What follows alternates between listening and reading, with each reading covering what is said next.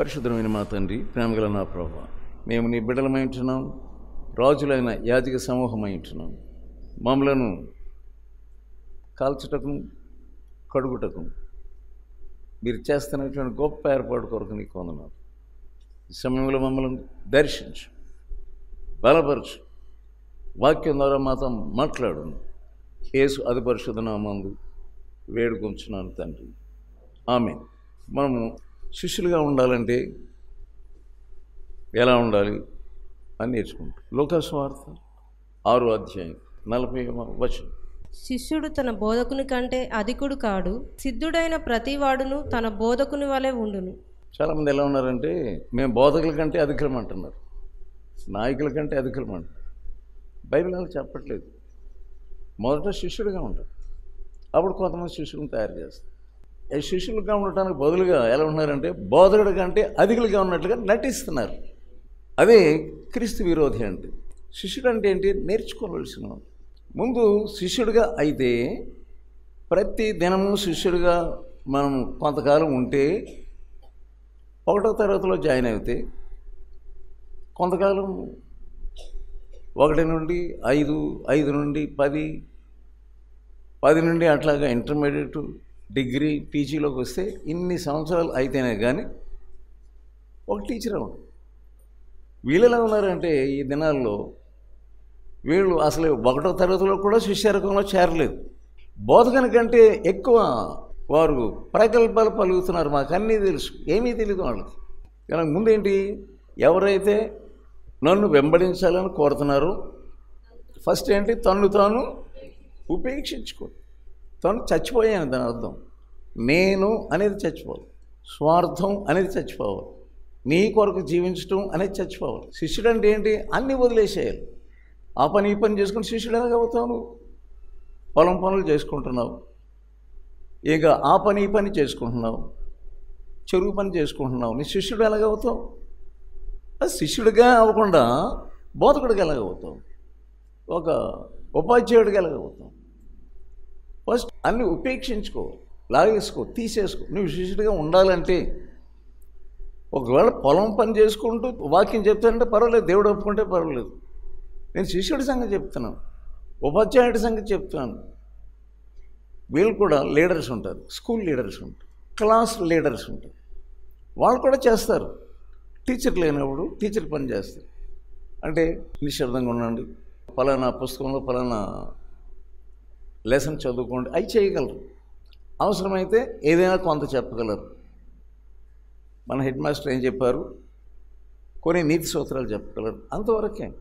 He cannot be a teacher. శిష్యరకం అంతా నేర్చుకున్న తర్వాత ఆఖరణ బోధకుడికి అవుతాడు.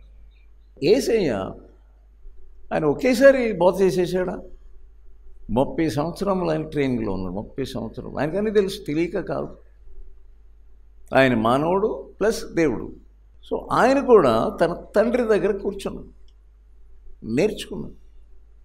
ఎలా ఉంటుందో తండ్రి అంతా చెప్తుంటే సరే అంటున్నాడు. ఇలా జరుగుతుంది, నిన్ను హింసిస్తారు, మరి నువ్వు లోబడతావా? లోబడతాను. అలాగా లెసన్స్ నేర్పించాడు. సో ఆయన పుట్టడమే మనకు పరిచర్య చేయడానికి వచ్చాడు కనుక ముందు మానవ రూపం ధరించుకున్నాడు. ఫిలిప్పీయులకు రాసిన పత్రిక 2వ అధ్యాయం 7వ వచనం.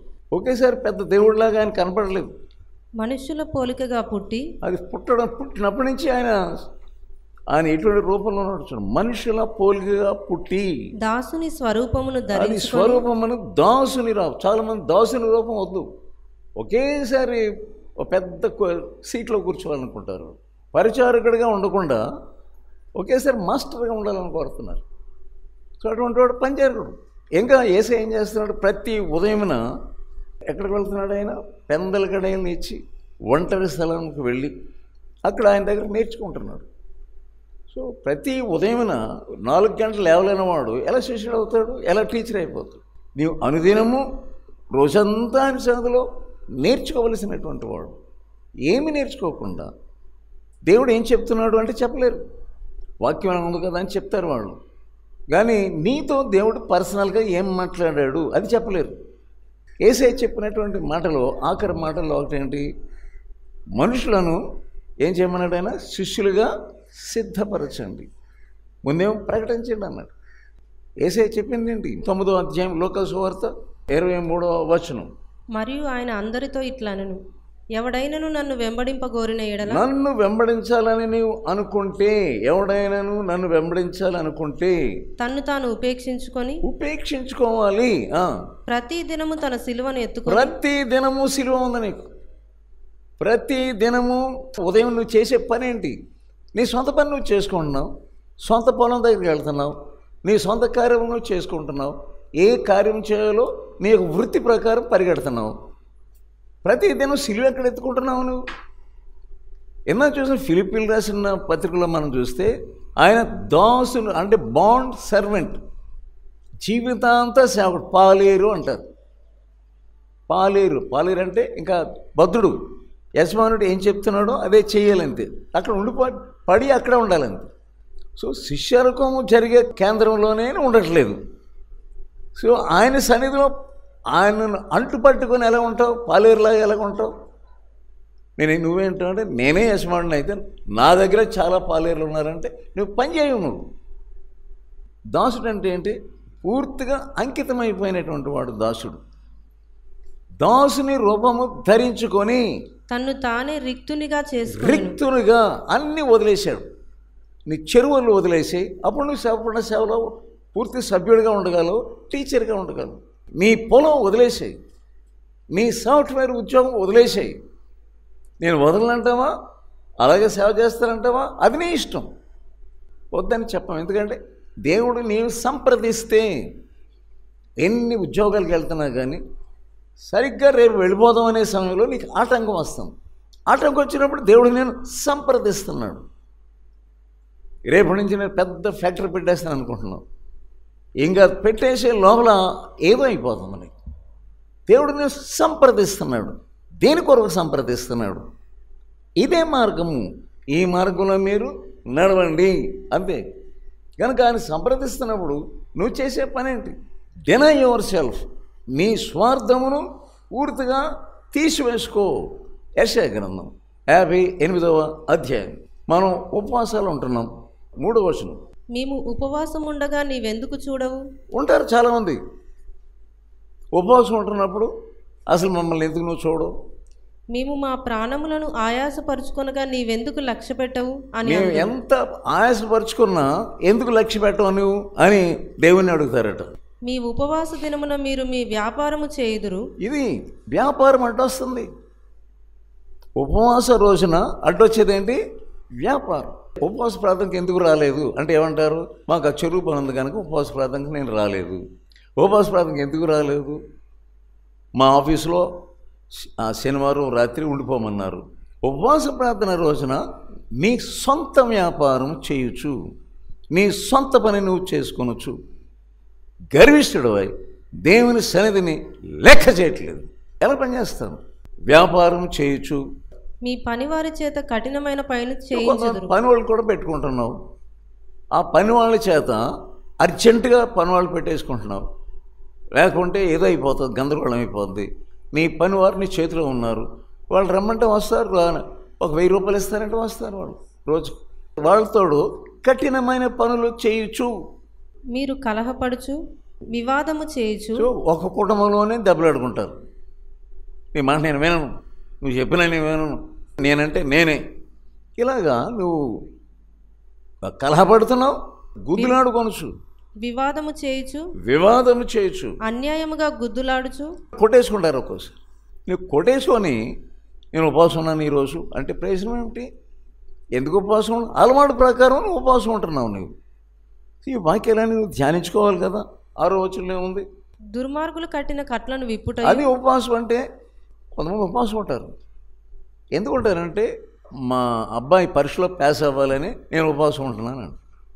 అది ఎవరిది? నీ అజెండా, అది నీ యొక్క ఉద్దేశం. ఉపవాసం అనేది స్వార్థం కొరకు కాదు, నీ కొరకు కాదు. మా ఆయన గారికి ప్రమోషన్ రావాలని నేను ఉపవాసం ఉన్నానని అంటారు. అది వేరే ఉపవాసం. నేను మాట్లాడేది సేవలో, సేవా కార్యక్రమంలో మనం చేసే ఉపవాసం. నువ్వు సపరేట్గా ఉన్నావు, అది దీనికి సేవకి సంబంధం లేదు.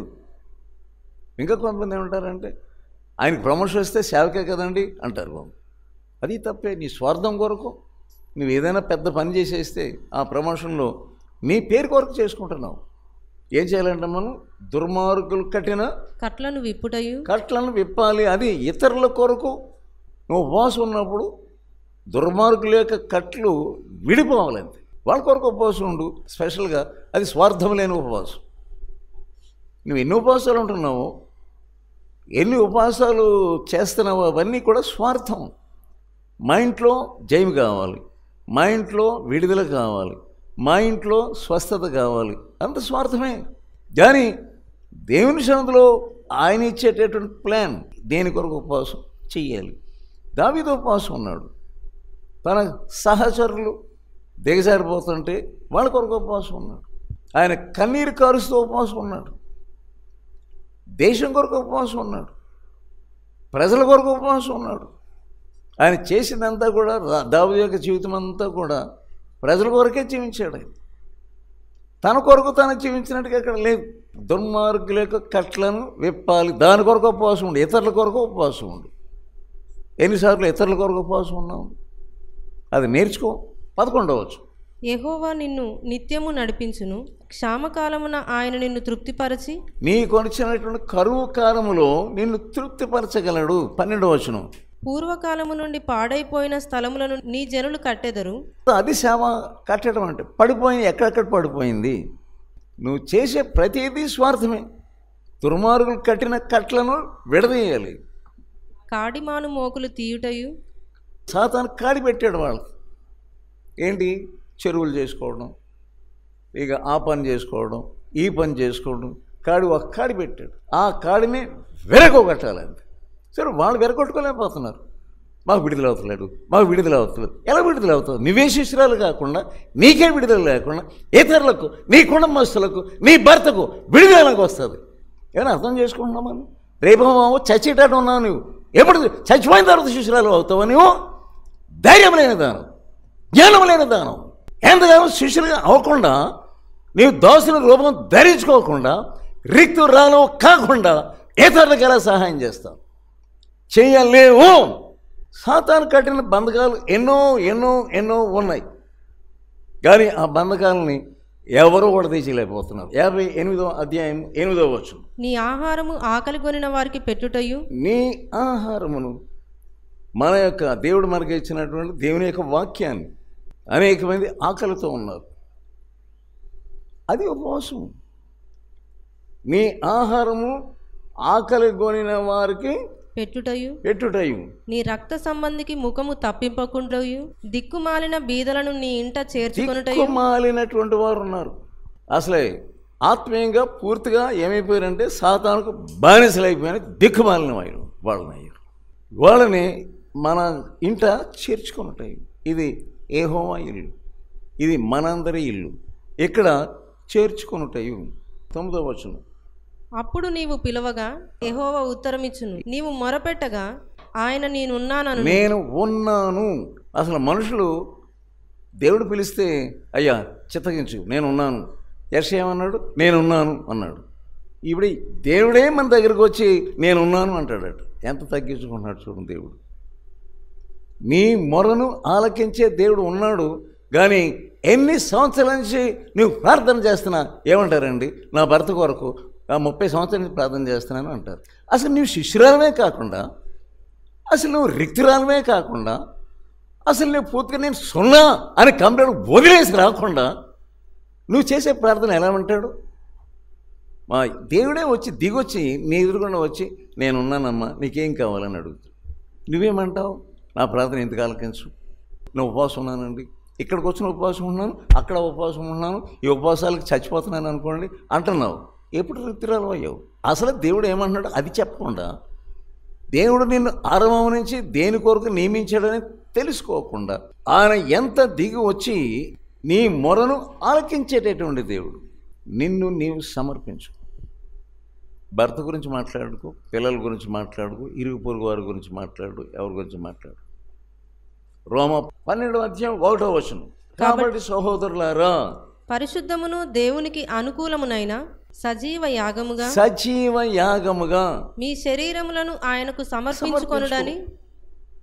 కాల్చబడ్డానికి సమర్పించుకో. ఆయన ప్రేమ అంటే ఏంటి? నీ శరీరమును కాల్చడానికి నువ్వు సమర్పించుకున్నా ప్రేమ లేనివాడు అయితే వ్యర్థుడు. ఫస్ట్ నీకు ప్రేమ ఉండాలి, దేవుని ఎడల ప్రేమ ఉండాలి. ప్రేమించడం అంటే ఏంటి? ఆయన చెప్పింది చేయటమే ప్రేమించడం. నేను చెప్పింది చెయ్యక ప్రభా ప్రభా ప్రభా అని ఎన్నిసార్లు పలికినా నీ ప్రార్థన వినబడదు. అది గుర్తుంచుకో. ఏదో రావాలి కదా అని రావడం, పోవాలి కదా అని పోవడం, చందా వేయాలి కదా అని వేయడం, ఇవన్నీ ఏంటంటే నామకార్థంగా చేస్తున్నావు. నీ మనసుతో చేస్తున్నావు, నీ హృదయంతో కాల్ చేసి ఎప్పుడు సమర్పించుకున్నావు? నీ సమర్పణ ఆయన అంగీకరించాడు.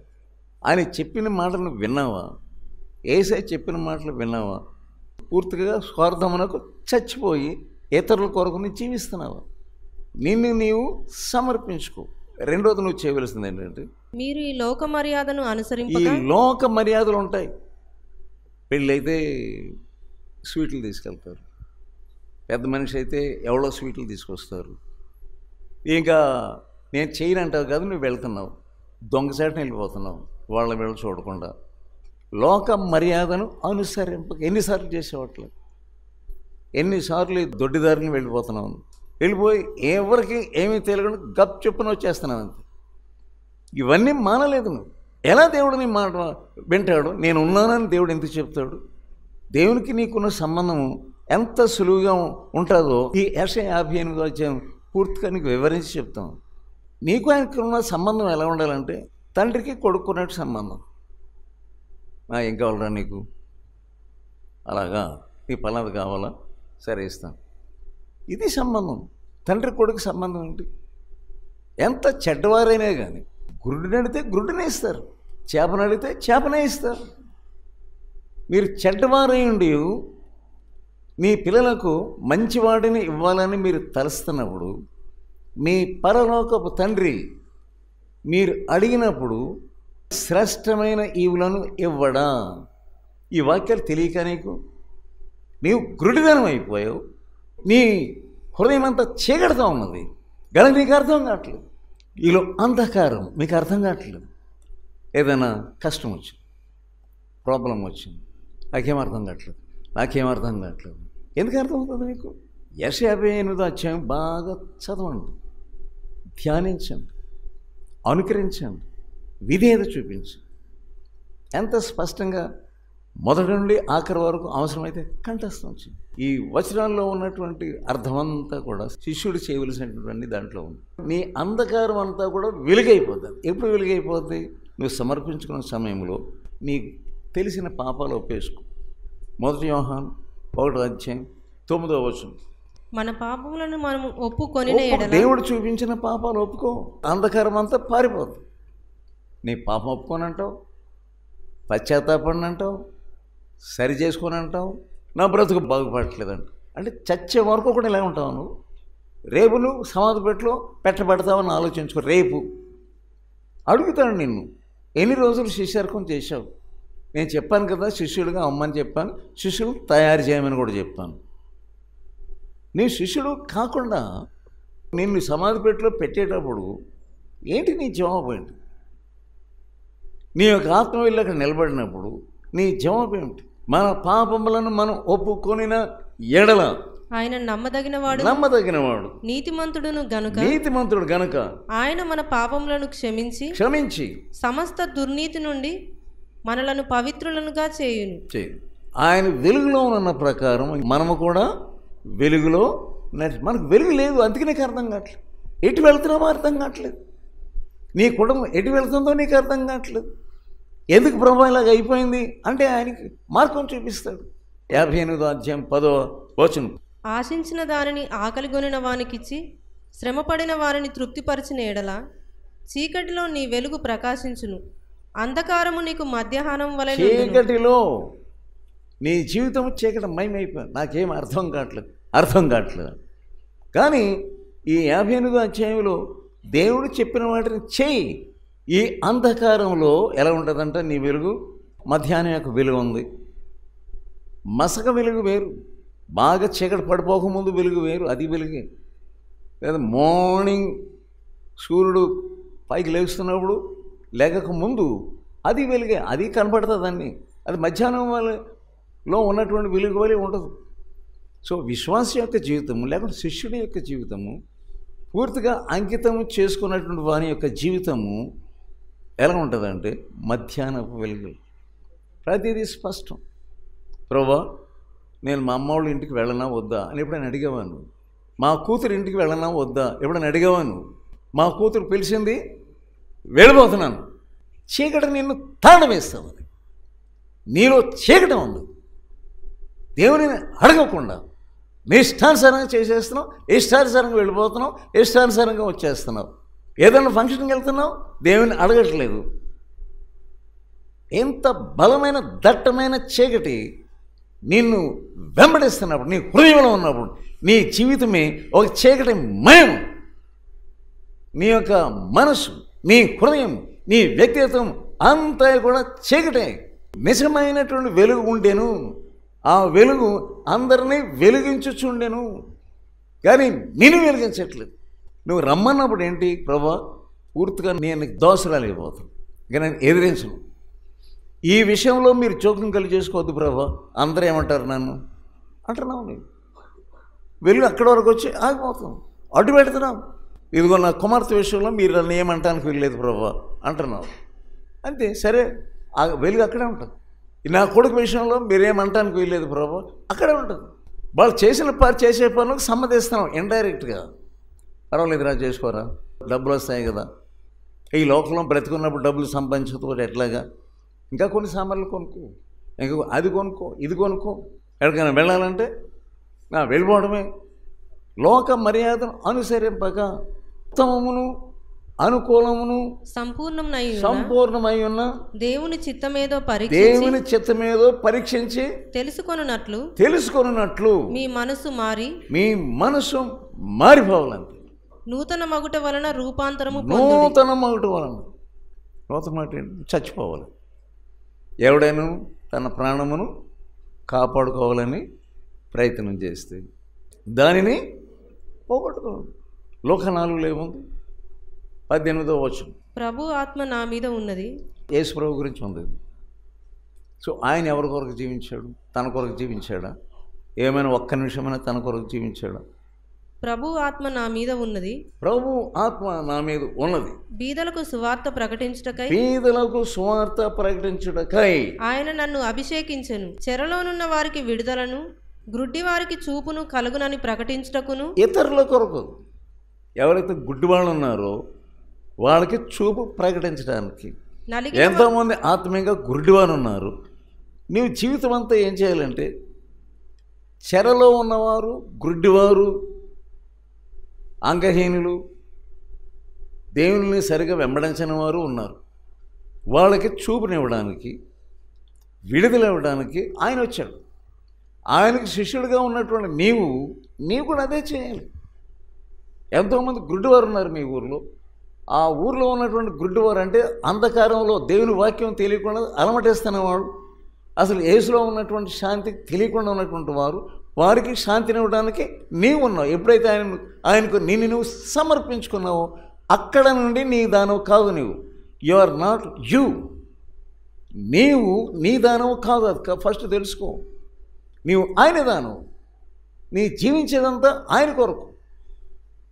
స్వార్థపరుడు, మారుమనసు లేనివాడు తన కొరకు జీవిస్తాడు, ఇన్సైడ్ సెల్ఫిష్నెస్. కానీ యేసుప్రభువును అంగీకరించి తను తాను సమర్పించుకొని శిష్యుడిగా అయిపోయినటువంటి వాడు, he will live from out side, బయట నుండి జీవిస్తాడు. ఇక నిన్నెవరో గుచ్చారు, కొట్టారు, తిట్టారు, ఏదో అన్నారు, పట్టించుకో. ఆ పని నాకెందుకు, 10 అనుకుంటే నాకెందుకు, నేను ఇతరుల కొరకు ఎలా జీవిస్తున్నాను, ఇతరుల కొరకు చచ్చిపోవాలి, ఇతరులు వెలుగు పొందాలి, ఇతరులు విడిపింపబడాలి, దురాత్మల సమూహం నుంచి వాళ్ళందరూ విడుదల పొందాలని మనం ఇతరుల కొరకు, ఆయన కొరకు జీవిస్తాం. కనుక మనం ఈ 58వ అధ్యాయం చదువుకుంటున్నప్పుడు యేసు ఎలా ఉన్నాడో అక్కడ మనకు కనబడుతుంది. మీ బంధువులే నశించిపోతుంది, మీ ఊరు వారందరూ నశించిపోతారు, మీ యొక్క పేట వాళ్ళందరూ నశించిపోతారు. కానీ నీవేంటి, నీ కొరకు నువ్వు బ్రతుకుతున్నావు. నీ పనులు ఉదయం నుండి సాయంకాలం వరకు నీ పనులే చేసుకుంటా ఉన్నాను. ఒక ఇల్లు కట్టుకుంటున్నావు, ఇల్లుకి కలర్స్ ఎటువంటి కలర్స్ అంటే ఎవడైనా ఇంటికి వేస్తే అబ్బా భలే ఉందరా మీ ఇల్లు అనాలి అన్నట్లుగా చేస్తున్నావు. నీ కొరకు జీవిస్తున్నావు. ఇతరుల కొరకు ఎప్పుడు జీవించావు? స్వార్థం ఎప్పుడు చంపుతావు? నీవు బ్రతుకుతున్నావు అంతే. నువ్వు స్వార్థపరుడు, నీ శిష్యుడు కానేరోను. స్వార్థాన్ని వదిలేసి ఇప్పుడే కాదు, నేను నా ఉద్యోగం చేస్తున్న దినముల్లో కూడా నా ఇంటి వారు నేను పట్టించుకోలేదు, నన్ను నేను పట్టించుకోలేదు. ఎవరేమనుకుంటా అనుకోని, చూసామో మా పిల్లల్ని ఎలా చదువు చేసుకుంటున్నాము అనుకోని, నాకెందుకు? చూసామా మేము ఎలా పైకి వచ్చేసాము, 2 వెహికల్స్ కొనేసాం కదా, కొనుక్కో, నాకెందుకు? అందరు ఇల్లు కట్టేసుకున్నారు, నేను కొనుక్కోలేదు, నాకు అవసరం లేదని చెప్పి. గవర్నమెంట్లో కోర్టులో వచ్చింది, బాబు సంతకం పెట్టు, వనస్థలి పొలం. ఇప్పుడు నాకు వనస్థలి పొలంలో ఒక అడ్రస్ ఉండాలి, నాకు అవసరం లేదు, ఎవడని తీసేసుకోండి. ఎందుకంటే దాని చుట్టూ నేను తిరగలేను, దాన్ని చూసుకుంటూ ఉండమని నన్ను నిర్మించలేదు, నన్ను పిలవలేదు, నాకు అవసరం లేదు. నా కొరకు నేను ఎప్పుడు జీవించడానికి ప్రయత్నం చేయలేదు కూడా. అసలు 24 గంటలు ఎక్కడికో వెళ్ళి సేవ చేయాలి, ఎక్కడికో వెళ్ళి సువార్త ఇవ్వాలి, ఎవరినైనా శిష్యరకులకు నడిపించాలి, అది నా ఆశ. నీ ఆశలేంటి? దావీదు తన తరం వారికి సేవ చేసి నిద్రించి చనిపోయే వరకు అని. ఎందుకంటే ఆయన ఉద్దేశాలన్నీ దేవుని యొక్క ఉద్దేశాలు. నువ్వు దేవుని యొక్క ఉద్దేశాలు పట్టేదానిగా ఉండాలి. అంత గతించిపోతుంది. లాస్ట్కి వచ్చేసావు, ఎప్పుడు శిష్యురాలుగా అయ్యావు, ఎప్పుడు ఆయన పూర్తిగాను అంకితం అయిపోయావు, ఎప్పుడు నువ్వు చచ్చిపోయావు. మరి ఆయన ఏమి సమాధానం చెప్పాలని నువ్వు అనుకుంటున్నావు? 58వ అధ్యాయం యెషయా గ్రంథం. నీ ఆహారము ఆకలి కొనిన వారికి పెట్టుటయు, నీ రక్త సంబంధికి ముఖము తప్పింపకుండుటయు, దిక్కుమాలిన బీదలను నీ ఇంట చేర్చుకొనుటయు. ఎంతోమంది నీ రక్త సంబంధులు ఉన్నారు, మీ పక్క ఊరిలోనే ఉన్నారు రక్త సంబంధులు. వాళ్ళ కొరకు ఏమి సేవ చేసావు? వాళ్ళకి ఆకలి అవుతుంది, ఆహారం పెట్టేవాళ్ళు లేరు. నిజంగా వాళ్ళకి బోధకులు లేరని కాదు, ఆ బోధకులే సరిగ్గా లేకపోతే సరైన ఆహారం ఎక్కడ వెళ్తుంది? 9వ వచనం. అప్పుడు నీవు పిలవగా యెహోవా ఉత్తరమిచ్చును, నీ ప్రార్థనకి జవాబిస్తాడు. నీవు మొరపెట్టగా ఆయన నేనున్నానను. నేను ఉన్నాను. ఎంత మంచి దేవుడు ఆయన. మొరపెట్టగా నేను ఉన్నాను అని. ఓపికతో ఫలించు అనే పుస్తకాన్ని చదివి అనేకులు మేలు పొందుచున్నారు. ప్రతి ఒక్కరూ తప్పక చదవాల్సిన పుస్తకం. ఈ పుస్తకాన్ని చదువుతున్నప్పుడే పరిశుద్ధాత్మ శక్తి బలంగా మీపైన పనిచేస్తుంది. ఈ ఆధ్యాత్మిక పుస్తకం కొరకై వెంటనే మమ్ములను సంప్రదించండి. సమర్పణ పత్రిక. ఈ పత్రిక మిమ్ములను సూక్ష్మంగా పరిశీలించి దైవవాక్యాన్ని అందించి మీ జీవితంలో విశ్వాసం యొక్క అవసరతను తెలియజేస్తుంది. ఈ పత్రిక చదివిన కొందరు రక్షణ పొందడమే కాక దైవ సేవలో కూడా పాల్పొందుచున్నారు. మరెన్నో ఆధ్యాత్మిక పుస్తకములు మీ కొరకు సిద్ధంగా ఉన్నవి. మా చిరునామా బి ముఖర్జీ, సమర్పణ మినిస్ట్రీస్, చిన్నగొల్లపాలెం, వయా ముగుల్తూరు, పశ్చిమ గోదావరి జిల్లా. Pin code 534281. మా ఫోన్ నంబర్ 9542037489, 9390108373.